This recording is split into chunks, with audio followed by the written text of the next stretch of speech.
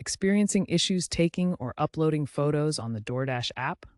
This is often due to camera permission problems or upload errors. First, ensure you're on the latest app version, 24.0 or higher. Then, check your phone's settings.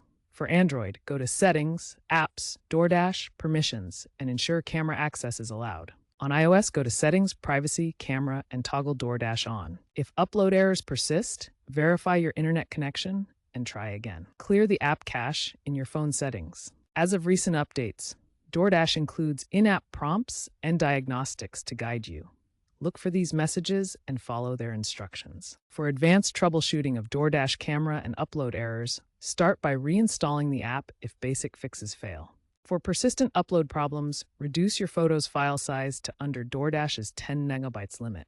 If errors occur during peak hours, try again later when server overload subsides. As of July 2025, use the Quick Fix tool in DoorDash settings to reset permissions with one tap. Looking ahead, DoorDash is integrating AI to automatically resolve permission issues. Privacy-centric trends are minimizing data collection, potentially reducing permission requests in the future. Keep your operating system updated for optimal performance and compatibility with DoorDash.